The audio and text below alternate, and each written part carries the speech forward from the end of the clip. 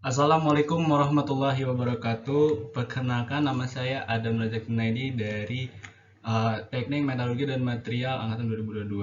Nah, pada kesempatan kali ini saya akan menjelaskan salah satu aplikasi dari rumpun elektrokimia, secara khusus mempelajari tentang aplikasi electroplating oleh logam Ni.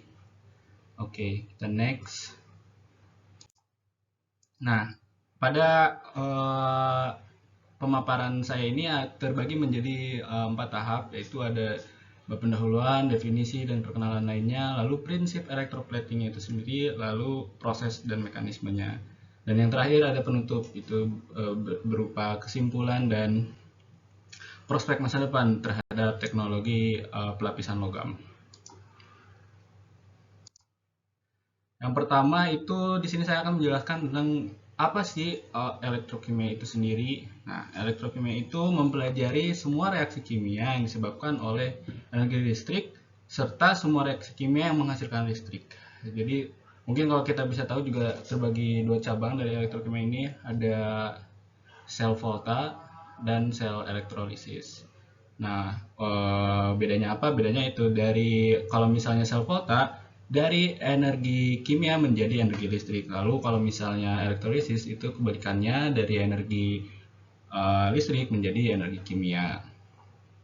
Nah, lalu apa sih perannya dalam industri elektrokimia ini?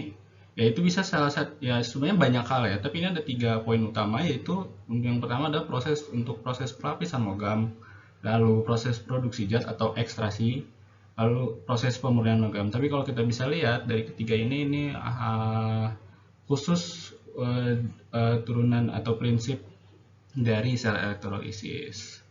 Nah, ini salah satu ada ahlinya atau penemu dari electric battery, yaitu Alessandro Volta. Dia banyak berkecimpung tentang elektrokimia itu sendiri. Nah, lalu mengapa sih begitu penting bahwa pelapisan logam itu harus dilakukan dalam dunia industri? Karena yang pertama, pelapisan logam ini penting untuk perlindungan terhadap korosi. Karena salah satu tujuan utamanya, yaitu kalau misalnya kita membicarakan logam nikel, itu untuk melindungi substrat logam di bawahnya dari korosi atau oksidasi. Lebih sering dikenal dengan anodic sacrifice, jadi pengorbanan anodik untuk si katodanya supaya tidak teroksidasi atau tidak karat atau korosi. Lalu juga ini bisa penting terhadap estetika dan tampilannya itu sendiri, karena jika logam nikel, karena kita membicarakan khususnya tentang logam nikel di sini dan selanjutnya. Nah, karena nikel ini dapat memberikan warna kilau yang bagus dan terhadap warna, dan tahan terhadap perubahan warna. Juga terhadap ketahanan aus, karena kita tahu properti dari nikel itu akan meningkatkan dari logam yang dilapisinya. Yang keempat itu peningkatan sifat fungsional, ya seperti penggunaan nikel dalam pelapisan pada bagian-bagian alat-alat listrik atau elektronik bisa meningkatkan konduktivitas listriknya juga.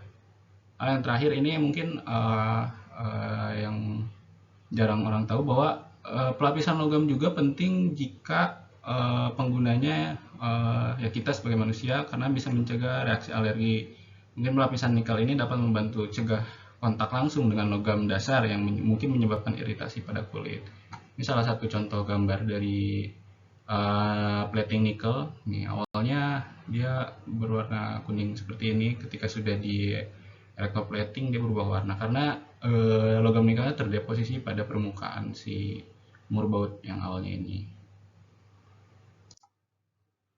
Nah, ini prinsip dari electroplating itu sendiri.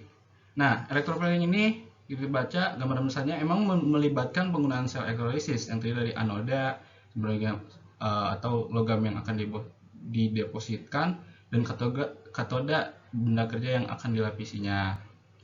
Nah, jika kita lihat dari skema ini, kita tahu bahwa pada sel elektrolisis itu energi listrik menjadi energi kimia.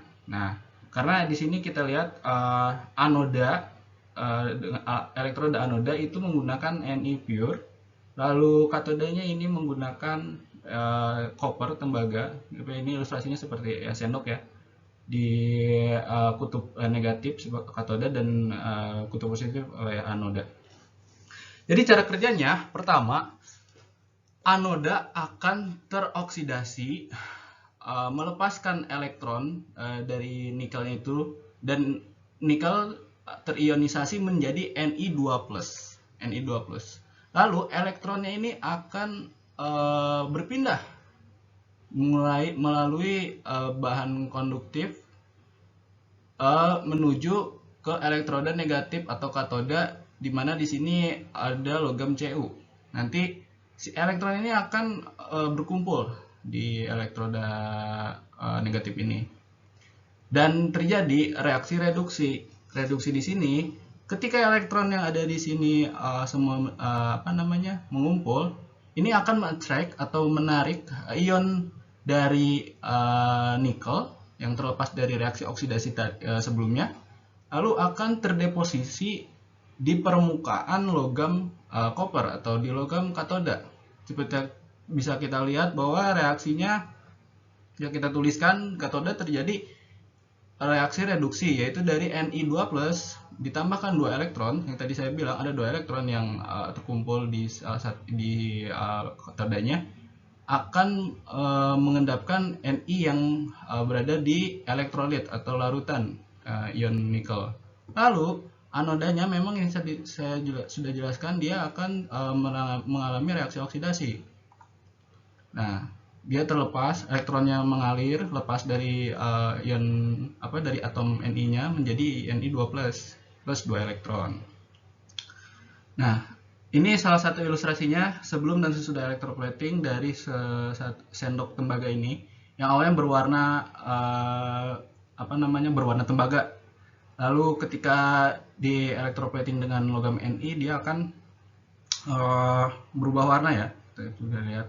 Nah, berarti di sini ada peranan penting ya, antara anoda, katoda, lalu elektrolitnya ini harus sesuai. Seperti elektrolit ini harus menggunakan NiSO4 karena apa? Dia harus substansi dari elektrolit ini harus sesuai dengan anodanya yang akan nanti terionisasi untuk sebagai medium yang bisa melewati dari anoda ke katoda.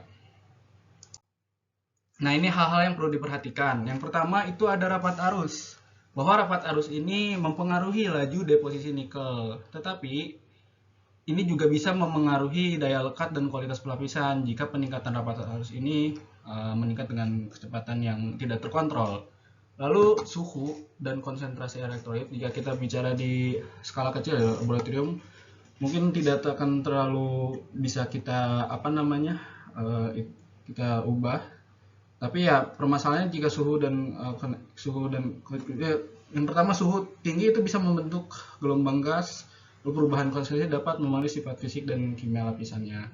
Ini juga penting nih, pre-treatment proses. Sebelum melakukan electroplating, ya dilakukan seperti pembersihan permukaan, modifikasi, pembersihan, lalu ya ini untuk memastikan adhesi yang seragam dan berkualitas. Jika dihubungkan terhadap hukum Faraday 1 yang berbunyi massa zat yang dilepaskan selama elektrolisis berbanding lurus dengan jumlah listrik yang digunakan. Seperti kita lihat rumusnya bahwa massa yang nantinya akan terelektrolisis atau habis itu akan sesuai dengan laju dari ini massa ekuivalen zat dengan parameter waktu, suhu dibagi dengan jumlah Faraday yang kita tahu itu berupa konstanta.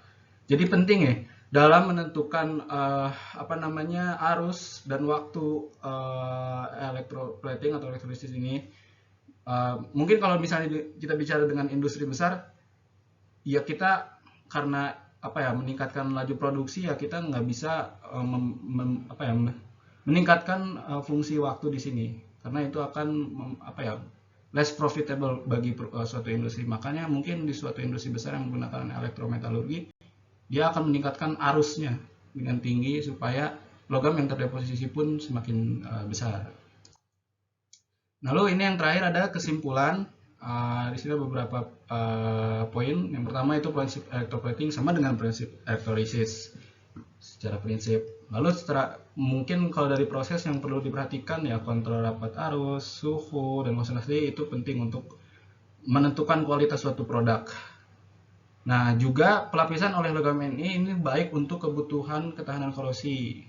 Nah, lalu yang terakhir ada hukum Faraday, bahwa hukum Faraday ini bisa mengkalkulasikan atau memberikan informasi kuantitatif untuk pemahaman dan pengendalian proses terhadap metode electroplating itu sendiri. Ini yang terakhir ada prospek masa depan. Nah, yang diharapkan dari teknologi pelapisan logam, yang pertama itu inovasi material. Mungkin semakin advance atau semakin kebutuhan di masa depan variatif, ya perlu diperlukan inovasi yang juga lebih variatif. Lalu ini juga sangat menjanjikan dalam industri elektronik dan otomotif karena ketahanan resisten, corrosion resistant, dan estetikanya yang berwarna kilap silver seperti itu. Lalu juga kita prospek masa depan yang perlu diperhatikan juga pengembangan prosesnya yang harus cepat gitu. Kita bisa mengotak-atik dari, kalau lihat dari hukum Faraday, kita bisa mengotak-atik dari jumlah waktu atau arusnya seperti apa supaya tercipta efisiensi produksi yang maksimal. Lalu ini juga integrasi nanoteknologi itu penting karena nanoteknologi ini sendiri bisa mempengaruhi dari perjalanan atau suatu produksi electroplating itu sendiri, karena ini bisa melibatkan dalam skala nano, mungkin dari elektrolitnya atau logamnya itu sendiri seperti apa, mungkin bisa diintegrasikan. Ini referensi yang saya dapatkan untuk meninjau atau menulis semua presentasi tadi jadi bahan materi. Mungkin itu saja yang bisa saya jelaskan. Kurang baiknya saya mohon maafkan. Terima kasih. Wassalamualaikum warahmatullahi wabarakatuh.